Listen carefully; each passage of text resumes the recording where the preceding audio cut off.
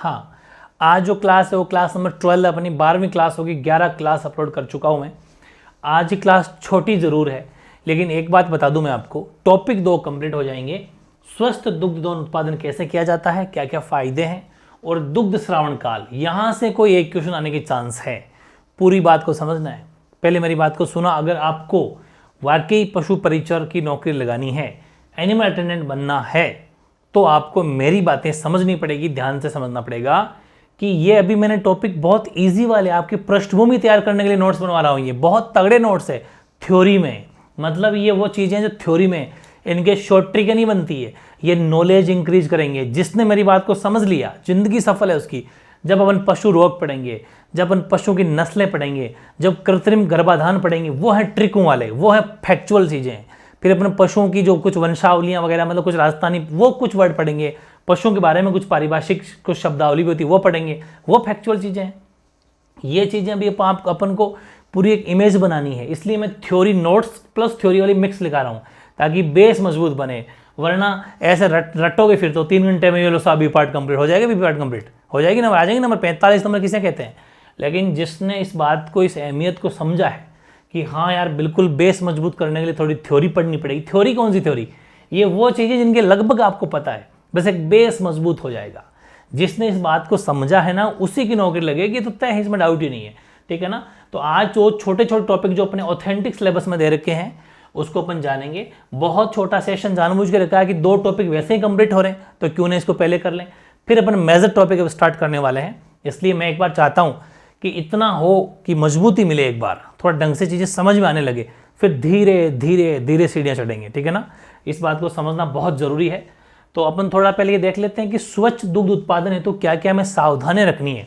भाई जैसे गाय भैंस है ना, बकरी मान लीजिए, अपन पशुओं का दूध तो निकालते हैं, लेकिन वो स्वच्छ होना चाहिए।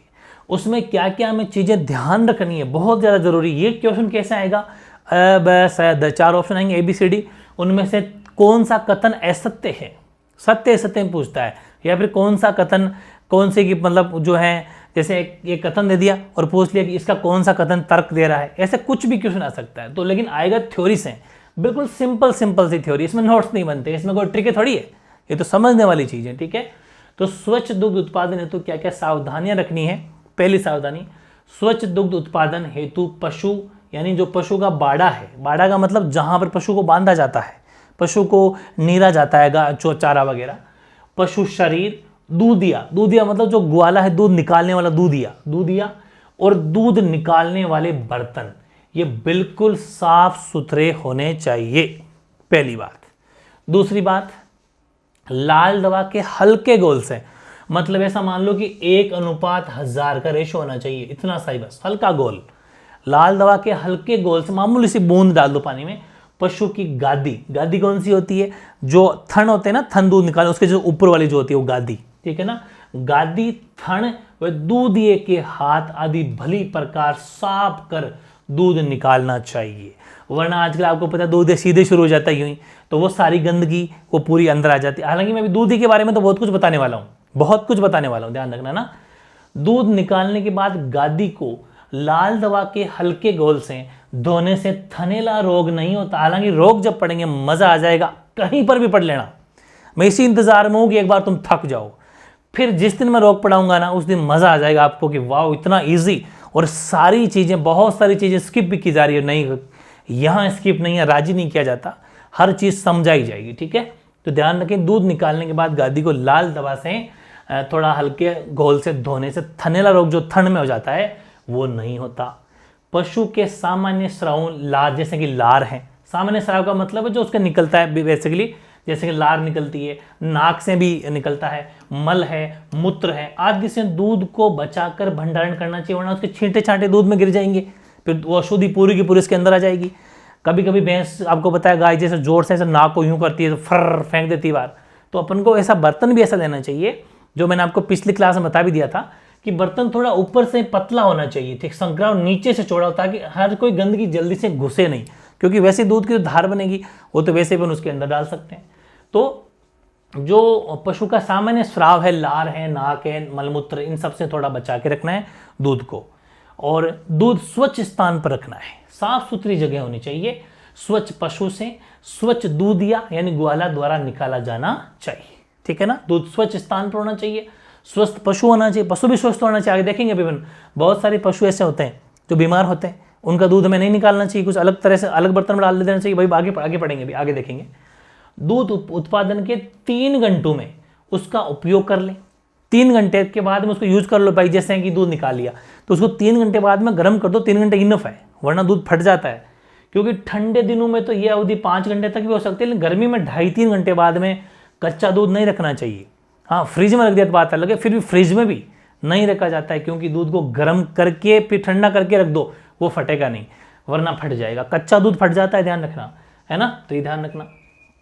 फिर क्या है, दूध दूहने से पूर्व हमें यह देख लेना चाहिए कि पशु जिसका दूध निकालना हो वह संक्रामक रोगों जैसे कि थनैला रोग से या टीबी जिसे बोलते हैं क्षय आदि रोगों से ग्रस्त नहीं होना चाहिए, है ना। अगर ये सब रोग हैं तो हम उस पशु का या तो दूध निकालेंगे नहीं, या फिर दूध निकालेंगे अलग बर्तन में और उसको उसी के बच्चों को वापस पिला दें, क्योंकि पशु के जल्दी से असर नहीं करता, लेकिन इंसान जो है वो थोड़े बीमार जल्दी पड़ जाते हैं। या फिर उसी भैंस को या गाय को बंटे वगैरह जो मिक्स में उसको चारा देते हैं उसी में मिला के उसको वापस दे देना, या फिर कभी कभी ज़्यादा ही गंदा हो तो उसको नीचे भी गिरा दिया जाता है। अतः दूध देने वाले पशुओं का नियमित समय पर आपको स्वास्थ्य चेकअप परीक्षण भी कराते रहना चाहिए, ताकि पता चले कि इस पशु का किसी भी तरह का कोई रोग वोग तो नहीं है। भाई कोई थनैला रोग है या टीबी क्षय रोग हैं, या फिर किसी भी तरह का कोई रोग हो जो संक्रामक हो, जो फैलता हो, वो रोग नहीं होना चाहिए। समय समय पर हम पशु की देखभाल या चेकअप करा लेना चाहिए। अब एक होती है दुग्धशाला, जहां पर पशुओं का दूध दुहा जाता है। भाई दूध दूहते हैं, दूध दुहने की विधियां अपन पढ़ ली पिछली क्लास में। तो दुग्धशाला जो होती है जहां पर दूध दुहा जाता है वो सदैव स्वच्छ तथा खुला होना चाहिए। स्वच्छ और खुला होना चाहिए ताकि हवा पास होती रहे, इसमें हवा व सूर्य का प्रकाश आने की व्यवस्था होनी चाहिए, वरना मॉइस्चर या पशुओं की जो मलमूत्र वगैरह वहाँ पर नीचे करते हैं तो वो गीला गीला ह्यूमिडिटी रहेगी, बहुत स्मेल सी आएगी, वहाँ पर फिर दूध भी अच्छा नहीं निकलेगा, वहाँ पर हर तरह की अशुद्धियाँ वगैरह फैल जाएगी, तो गलत है। थोड़ा खुला हो, धूप उसमें आए, हवा भी पास होती रहे, ऐसा माहौल दुग्धशाला होनी चाहिए। दूध दोहने के तुरंत बाद दुग्धशाला से हटा लेना चाहिए, जिससे पशुशाला की जो गंध है, आपको पता है जहां पशु बांधे जाते हैं गंध होती है, स्मेल होती है, वो दूध में प्रवेश करके इसे दूषित न कर दे। तो तुरंत दूधते उसको कहीं ले जाओ, अपने जहां पर भी घर में या जो भी स्टोरेज है वहां पर लेके जाइए, वहां से उसको हटा लो, ताकि जो पशु की मलमूत्र की स्मेल है वो उसमें स्मेल ना जाए। दूध दोहने के बाद उसे आवश्यक रूप से स्वच्छ कपड़ा अथवा छलनी जो भी उससे छान लेना चाहिए। देसी जुगाड़ भी है, छलनी से छान लो, वरना सूती स्वच्छ कपड़ा साफ हो उससे भी दूध को छाना जा सकता है, कोई दिक्कत नहीं है, ठीक है ना। वो साफ होना चाहिए, समय समय पर उसको धो भी लेना चाहिए। कपड़े भी क्या होता है, कितना भी धो लो, एक स्टेज के बाद उस कपड़े को फिर चेंज कर लेना चाहिए, ठीक है ना। ये सब है। कपड़े या छलनी को पहले साफ पानी से अच्छी तरह धो लेना चाहिए, वरना वो गंदगी दूध के साथ तो दूध में आ जाएगी। दूध को हमेशा हवादार तथा ठंडे स्थान पर ढक कर रखना चाहिए, जैसे फ्रिज वगैरह में रख दो, है ना, लेकिन दूध को हमेशा हवादार होना चाहिए, हवादार हो या फिर ठंडा स्थान हो। यदि संभव हो तो 5 डिग्री सेल्सियस का तापमान जो फ्रिज वगैरह में होता है उस पर ठंडा करके दूध को रखना चाहिए, तभी दूध, वरना दूध फट जाएगा। ये ध्यान रखना है ना, ये जरूरी है। गर्मी में दूध को ठंडा करके रखना आवश्यक है, अन्यथा उसमें एसिड बढ़ जाएगा। तभी तो कहते हैं दूध में खट्टी खट्टी स्मेल आने लग जाती है और दूध फट जाता है। अम्लीयता बढ़ जाएगा, एसिड बढ़ जाएगा, तो दूध जो है वो अम्लीयता बढ़ने से दूध फट सकता है। मतलब ना तो दही बना ना दूध बना, फट गया, और दूध फटने के बाद में कुछ भी इलाज नहीं होता। अब कुछ बातें मैंने जो कही थी आपको दूध दोहने वाले की, ठीक है ना, वो भी बात है। ये तो आप समझ गए होंगे कि हमें हमेशा दूध को ठंडा करके रखना आवश्यक है, ठंड में रखना जरूरी है। और गर्मी मैंने आपको कह दिया कि 3-4 घंटे बाद में अपन को दूध को गर्म करना ही पड़ेगा, गर्म करके फिर ठंडी जगह रखना पड़ेगा, वरना वो दूध लंबे टाइम तक नहीं चलेगा। और जो दूध दोहने वाला है, दूध दोहने वाला व्यक्ति पूर्णतया स्वस्थ होना चाहिए, क्योंकि अगर उसको किसी भी तरह की कोई बीमारी है तो वह बीमारी दूध के द्वारा अन्य मनुष्यों को भी लग सकती है। वो छींकेगा या फिर जो भी उसके शरीर के पार्ट्स हैं, क्योंकि दूध भी निकालेगा तो हाथों से निकालेगा, तो ऐसी कोई भी बीमारी अगर उसके हो तो वैसे ग्वाले को या दूध निकालने वाले से दूध नहीं निकलवाना चाहिए, वरना वो बीमारी आगे से आगे फैल जाएगी, ठीक है। दूध निकालने वाला या वाली कोई भी हो, वो अपने हाथों का साबुन से पूर्ण मतलब धोके एकदम हैंड वॉश अच्छे से कर लेना चाहिए, ये भी खास तौर से ध्यान रखना है। मेन चीज ये कि दूध निकालते समय सिर को ढक कर रखना चाहिए। लेडीज तो लगभग ढक के रखती है, पुरुष अगर निकाल रहा हो तो सिर के ऊपर कुछ ना कैप पहन लो या जो भी पहन लो, आजकल हर चीज़ आती है, डॉक्टर भी पहन लेते हैं, तो सिर को ढक कर रखना चाहिए, तौलिए से ढक लो चाहे, ताकि सिर के बाल वगैरह दूध में ना गिरे, वो भी एक दिक्कत है आपको पता है, ठीक है। और दूध निकालते समय बीड़ी वगैरह पीते हैं कुछ किसान वगैरह, तो बीड़ी नहीं पीनी चाहिए। और अन्य गलत आदत जैसे कि सिर को खुजलाते हैं कुछ लोग, तो वो कचरा अंदर गिर जाएगा। बीड़ी पी रहे हैं तो उसका धुआं वगैरह सब उसमें छिलक हो सकता है, वो भी गिर जाएगा अंदर, वो आगे का जो जलता है पोर्शन। सिर को खुजलाना है, नाक पहुँचना आदि कार्य न करें, ये सब गंदगी फैलाने वाले काम है, इसमें सब संक्रमण फैल जाएंगे, दूध गंदा हो जाएगा, फिर शुद्ध दूध कहाँ पर हुआ, और वही दूध फिर सारे घर वाले यूज करेंगे तो वो गंदगी पूरी की पूरी उसमें चली जाएगी। दूध निकालने वाले के कपड़े भी साफ होने चाहिए, ताकि तथा सफ़ेद रंग के होने चाहिए। सफ़ेद रंग में क्या होता है कि सफ़ेद, अब कुछ लोग क्या करते हैं कि साहब अलग कलर के कपड़े पहन लो ताकि मेल दिखे नहीं। अरे यार मेल नहीं दिखे उसका क्या मतलब हुआ, मेल तो बराबर लगेगा, लेकिन सफ़ेद कपड़ा पहने ताकि साफ दिखे कि हाँ ये मेल के कपड़े हैं, गंदे कपड़े हैं ना। तो ध्यान रखें, नाखून ठीक तरह से कटे हुए होने चाहिए, ये विशेष तौर पर ध्यान रखना है। तो ये बहुत इंपॉर्टेंट सी बातें अपने पढ़ी। स्वच्छ दूध उत्पादन की जो सावधानियां हैं बेसिकली वो सारी मैंने ले ली है, एक सिंगल नहीं छोड़ी है, ताकि ये ऑथेंटिक और 11th-12th के उससे भी प्लस और 2-4 बुक्स मैंने और कलेक्ट किए, सबसे ज़बरदस्त तरीके से हम प्रैक्टिस कर करके, मतलब आप क्या क्या चांसेस हैं आपके, सब कुछ लेके, ताकि कोई भी सिंगल क्वेश्चन नहीं बचना चाहिए, ठीक है। तो ये चीज़ें हैं आपको समझ, 1 पेज 2 पेज 3 पेज की, वेरी इजी है, सब कुछ मेरे हिसाब से मेरे साथ में याद हो गई होगी, मेरे साथ में याद होगी, ये हो रहा है। अब एक वेरी इंपॉर्टेंट चीज़ ये भी है, दूध सुखाया भी जाता है भाई, जैसे कोई भैंस या गाय दूध दे रही है, ठीक है, तो लगातार दूध दे रही है, और अब जब वापस नेक्स्ट उसकी ब्यात आएगी, ब्यात का मतलब वापस तो ब्याने वाली हो, तो आप इस चीज़ को तो जानते हो, क्योंकि अपने पिछली क्लास में पढ़ा भी था कि जैसे ही वापस वो दूध मतलब ब्याने वाली हो कोई भैंस, तो 2 महीने पहले, 2-2.5 महीने अपन को पहले दूध निकालना बंद कर देना चाहिए। और अपन कि भाई अब तो 10 दिन रहे, जब तक दूध निकालते रहेंगे, क्योंकि कुछ गाय भैंस होती है तो दूध देती रहती है, किलो पर देती है, तो अभी कुछ को लालच आ जाता है, वो किलो पर भी नहीं छोड़ते उसका, ठीक है। लेकिन वो फिर अगली ब्यात जब आएगी उसमें दूध कम देगी, प्लस जो उसके पेट में जो बच्चा पल रहा है वो कमज़ोर बनेगा, बहुत सारे ऐसे कॉजेज होंगे, भैंस गाय जो भी बीमार पड़ जाएगी, इसलिए हमें कुछ ध्यान भी रखना है। तो हमें कुछ ये अब आप कहोगे साहब कि दूध सुखाएं कैसे, भाई दूध उनके जो थन में है दूध तो है, तो आप उसको कैसे सुखाओगे भाई, मतलब उस भैंस को दूध या गाय को दूध निकालना बंद करें तो कैसे करें। तो बेसिकली वो दूध सुखाने की 3 विधियां भी है। सामान्यतः पशुओं को दूध सुखाने की 3 विधियां प्रचलित है। अभी दूध सुखाने के फायदे भी देखेंगे अपन, और दूध सुखाने की कुछ सावधानियां भी देखेंगे अपन, बहुत कुछ पढ़ेंगे। देखो, अपूर्ण दोहन, इनकम्प्लीट मिल्किंग है। क्या करो कि इस विधि में, हेडिंग का नाम समझ आ गया, अपूर्ण दोहन, इस विधि में पशु का दूध धीरे धीरे सुखाया जाता है। जिस पशु का दूध सुखाना होता है, ये एक ही पॉइंट है ना, उससे दूध की पूर्ण मात्रा का दोहन नहीं किया जाता। भाई जिस भी पशु का अपन दूध सुखाएंगे तो उसमें थोड़ा थोड़ा थन में दूध छोड़ देंगे, ऑटोमेटिक रोजाना आप थोड़ा थोड़ा छोड़ेंगे, तो फिर ऑटोमेटिक वो दूध की मात्रा उसकी कम होने लग जाएगी, धीरे धीरे खुद ही दूध वो सोखने लग जाएगा, वो भैंस या गाय, ठीक है। तो दूध की कुछ मात्रा आयन यानी गादी में, है ना, गादी में ही छोड़ दी जाती है। कौन सी विधि में? अपूर्ण दोहन, मतलब हमने पूरा दोहन किया ही नहीं, उस गादी में कुछ दूध छोड़ दिया, ठीक है। और ये प्रक्रिया अगर हम लगातार 4-5 दिन अपनाई जाती है, तो इसके बाद दिन में 1 बार ही दूध निकाला जाता है, फिर धीरे धीरे उसको एक टाइम पर ले आते हैं, ठीक है।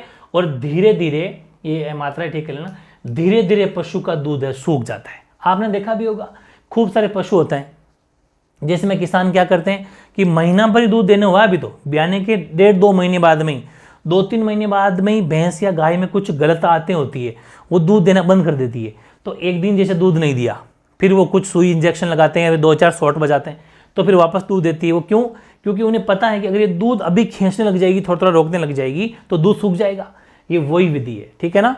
तो ये कब करना है कि जब भैंस ब्याने वाली हो, उसके अब तो मतलब कि लगभग 2-2.5 महीने बचे, है ना, 2-2.5 महीने बचे, तो आप शुरू कर दो, 15-10 दिन का प्रोसेस लगेगा, कंप्लीट दूध सूख जाएगा।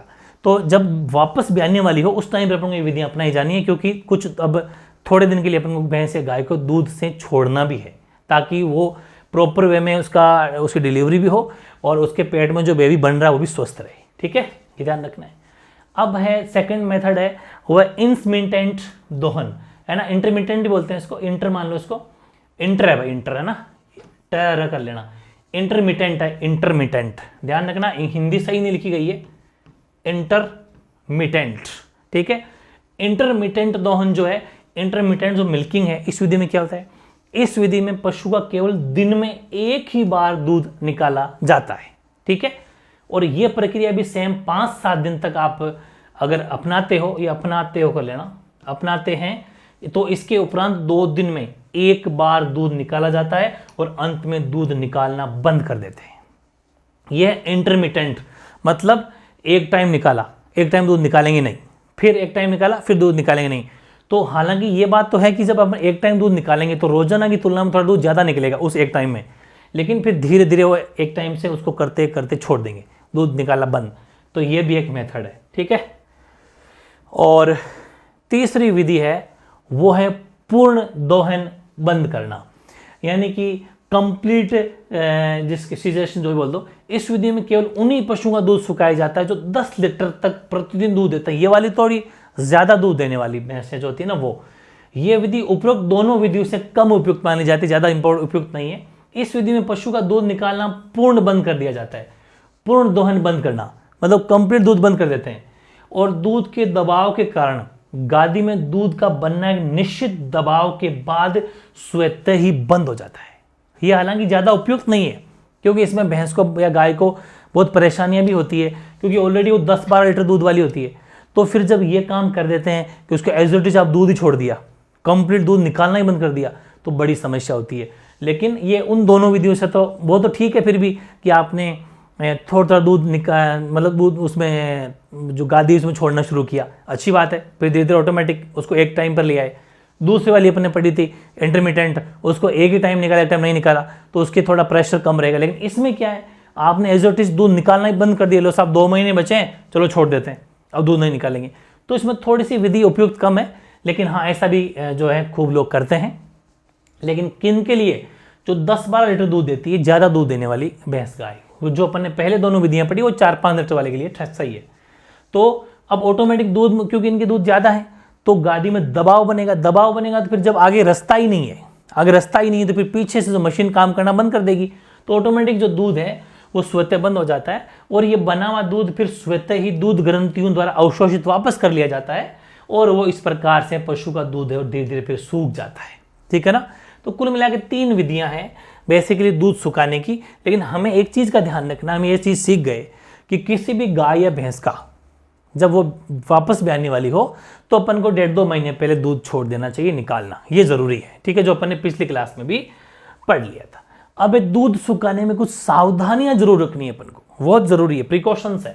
क्या कि दूध सुखाने के बाद पशु के चारों थनों में थनैला रोग से बचाव की ट्यूब चढ़ा देनी चाहिए। हो सकता है एक ट्यूब आती है, वो थनैला रोग से बचाती है उनको, हो सकता है क्योंकि दूध के प्रेशर से थनैला रोग कुछ हो जाए, तो ट्यूब चढ़ा देनी चाहिए, ताकि उनका एक बैलेंस रहे भाई। जैसे वरना फैल जाते हैं, कभी कि इधर से निकल जाते हैं, ऐसा हो जाता है ना, तो वो एक फिट रहे। तो वो एक जरूरी है कि उस पर क्या करना चाहिए कि थनैला रोग से बचाने के लिए ट्यूब चढ़ा देनी चाहिए।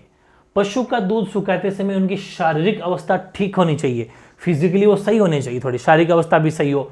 कुछ भारी पशु होते हैं, कुछ ऐसे होते हैं, उनका थोड़ा ध्यान रखना पड़ता है अपन को, ये चीजें हैं। अब है कि साहब दूध क्यों सुखा रहे हैं, क्या जरूरत है, तो दूध सुखाने के कुछ लाभ भी है, इसलिए दूध सुखाना भी चाहिए। तो पशु के दुधारू अंगों को आराम मिलता है। पूरे 12 महीने 10 महीने दूध देते हैं तो बड़े वो दुखी रहते हैं, तो दुधारू अंगों को थोड़ा आराम मिलता है। और जो उनके पेट में जो भ्रूण है, भ्रूण का विकास ठीक होता है, क्योंकि जो पोषक तत्व दूध उत्पादन में उपयोग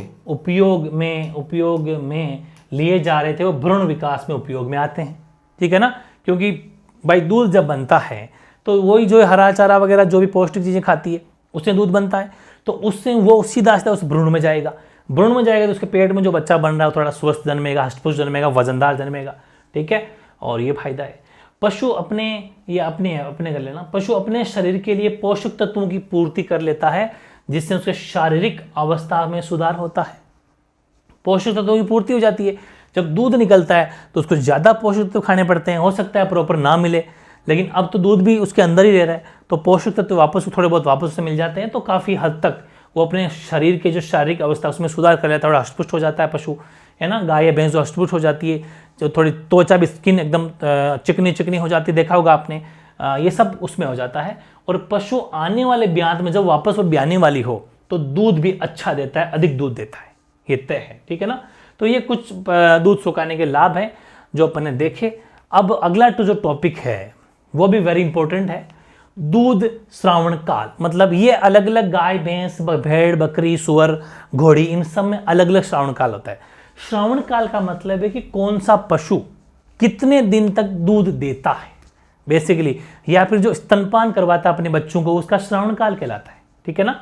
यानी कि वो भी अपन थोड़ा जानेंगे कि दूध श्रावण काल क्या होता है, कि जो भैंस या गाय जो भी हो अपने बच्ची बछड़ियों को जो भी है, या जो छोटी पार्टी वगैरह होती है उनको जो भी अपना दूध पिलाती है, कितने दिन तक दूध पिलाती है, ठीक है ना, वो स्तनपान कितना करवाती है, वो उसका श्रावण काल कहलाता है, ठीक है ना। तो कुछ मैंने पॉइंट लिखे हैं सिलेक्टेड, ज़्यादा कोई वो नहीं है इंपॉर्टेंट उतना, लेकिन हाँ कोई क्वेश्चन आ जाए।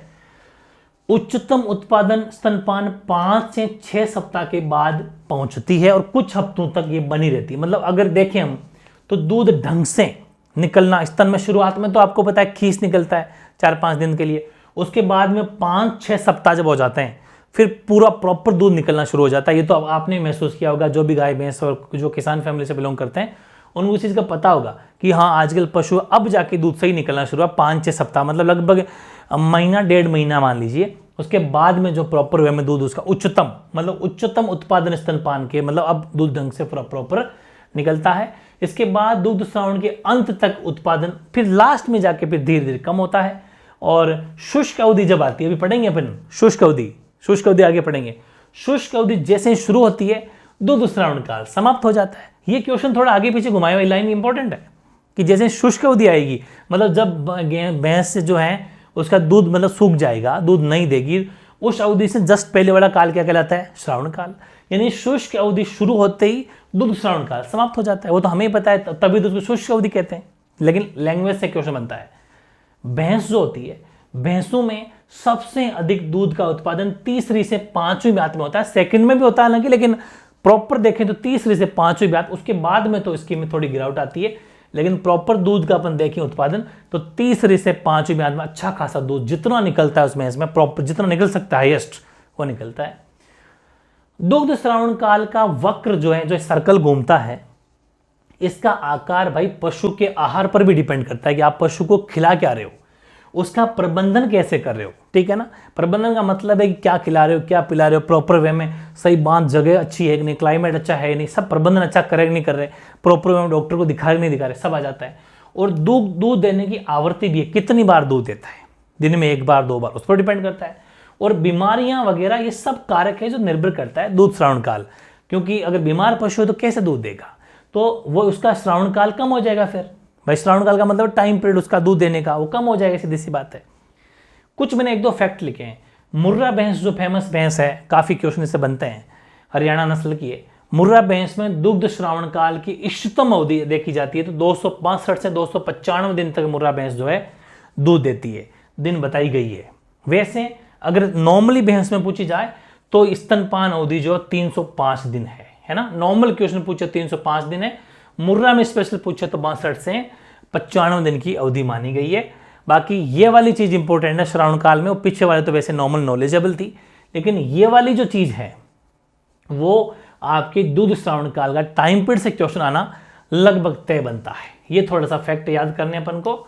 इसमें क्या क्या है कि गाय जो है, गाय का जो श्रावण काल है, मतलब जो श्रावण काल का मतलब दूध देने की जो स्तनपान का जो दिन है वो 305 से 365 दिन गाय का माना जाता है। भैंस का 200 से 300 दिन माना जाता है, ठीक है। और भेड़ का 80 से 100 दिन माना जाता है।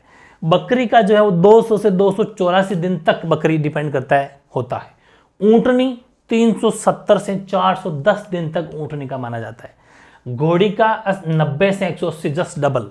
और सुअर मात्र 21 से 26 दिन इनका श्रावण काल। तो ये फैक्ट है, इनको भी आपको एक बार प्रैक्टिस जरूर कर लेनी है। वैसे आप ऑप्शन से अंदाजा लगा लोगे, ज्यादा मुश्किल नहीं है, ठीक है। बाकी जो मैंने कहा था अभी शुष्क काल पढ़ी थी एक बात, वो लास्ट हेडिंग देख लेते हैं कि शुष्क काल क्या होता है। ड्राई एकदम ड्राई टाइम क्या है। तो अपेक्षित ब्याने से लगभग 2 से 3 महीने पहले आपको बताया कि भैंस को हम सूखा देते हैं कि भैंस सूख गई साहब, गाय सूख गई, मतलब अब हमें गाय भैंस दूध नहीं देती है या फिर हमने उसको छोड़ दिया दूध निकालना, क्यों? क्योंकि अब तो ब्याने वाली है वो, ठीक है। तो अपेक्षित का मतलब अब आशा है कि अब तो ब्याने वाली, तो ब्याने से लगभग 2-3 महीने पहले हम गाय भैंस को सुखा देते हैं, दूध निकालना छोड़ देते हैं। सूखी अवधि भैंस के लिए मूल्यवान है, वह आराम कर सकती है और थन के ऊतकों की मरम्मत हो जाती है। और अधिक उपज देने वाले पशुओं में प्रतिदिन 10 किलो से ऊपर जो भी दूध देती है, तो अधिक उपज का मतलब जो 10 किलो से ऊपर का दूध देती है, उस वाली भैंस जो होती है उनको तब सुखाना चाहिए जब उसकी दैनिक उपज 2.5 किलो से कम हो जाए। मतलब जो ये बात जो अपने पहले पढ़ी थी कि जो तीसरी विधि है कि जो 10 किलो से ज़्यादा दूध देती है उस भैंस को दूध निकालना ही बंद कर देते हैं। लेकिन कब? जब तक वो 5 किलो, 7 किलो, 8 किलो दूध दे रही है, लेकिन जब तक दूध निकालते रहना है। 10 किलो तो नहीं, लेकिन लगभग 2.5 किलो पे आ गई यार। आजकल तो भैंस 2-2.5 किलो दूध देती है, जो 10 किलो दूध दिया करती थी। अब सही टाइम है, अब दैनिक उपज उसकी 2.5 किलो पे आ गई, तो अब इसको सूखा देना चाहिए, अब इसको छोड़ देना चाहिए दूध निकालना, ठीक है ना। तो ये चीज़ें, आज का छोटा सा सेशन बड़ा इंपॉर्टेंट है, बड़ा नॉलेजेबल है, इसलिए मैं कह रहा हूँ स्टेप बाय स्टेप पर चढ़ रहे हैं, ताकि बेसिक ज्ञान अगर पशुओं के बारे में नॉलेज बढ़ जाएगा ना, तो फिर लेवल की चीज़ें भी समझ में आने लग जाएगी। तो यह था सेशन, कैसा लगा ज़रूर कमेंट करना। कुल मिला के आज 12 पार्ट कंप्लीट हो गए। कितने टोटल जो पार्ट आपके अपलोड हो गए हैं, टोटल कितने पार्ट अपलोड हो गए हैं? 12 पार्ट अपलोड हो गए हैं, ठीक है ना। तो 12 पार्ट अपलोड हो गए हैं अपने।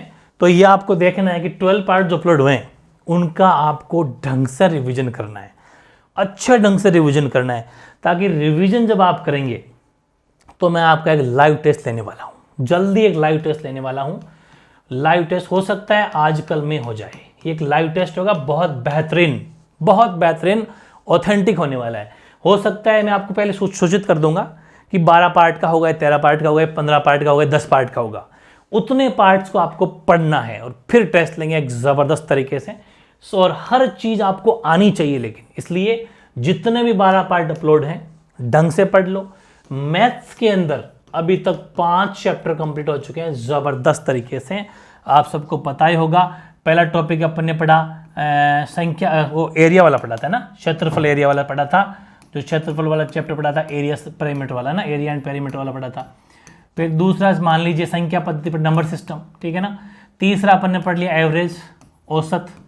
फिर चौथा अपन ने पढ़ लिया आपका संख्या पद्धति हो गया, औसत हो गया, क्षेत्रफल हो गया, अनुपात समानुपात, ratio proportion, very important, ratio proportion हो गया। और अभी ये एसआई वाला टॉपिक भी हो गया। ये बहुत बड़े मेजर टॉपिक है। इसके अलावा मैंने बेसिक मैथ्स का भी एक वीडियो अपलोड किया है, जिसमें वो वर्गमूल कैसे निकाले जाते हैं। आई थिंक आपने 30 मिनट का वीडियो था स्क्वायर रूट वाला, ये देख लिया होगा। बहुत ज़बरदस्त टॉपिक है स्क्वायर रूट निकालना, कैसे निकाला जाता है स्क्वायर रूट, बहुत ज़बरदस्त सेशन है। ये सारी चीज़ें देखनी है। इसके अलावा मैथ्स और मजबूत करने के लिए कुछ बेसिक बातें मैंने आपको पहले भी करवाई थी, और वो एक मैं जो प्लान वीडियो लेके आने वाला है, पूरा प्लानिंग वीडियो है, उसमें सारी बेसिक मैथ्स जो मैंने कहा था 10th वाले चैनल पे अपलोड करेंगे, क्योंकि खूब सारे बच्चे जो हैं बेसिक मैथ्स के हैं। तो प्लान तो करेंगे, कल की व्यवस्था बैठ जाती हो तो वो भी एक बढ़िया सा सेशन रखेंगे, ताकि आपकी बेसिक मैथ्स का पूरा रिवीजन हो जाए। वो टेलीग्राम पर आपको बता दिया जाएगा, ठीक है। तो ये था सेशन आज, कैसा लगा ज़रूर कमेंट करना। मिलते हैं फिर एक नए सेशन के साथ में, ठीक है।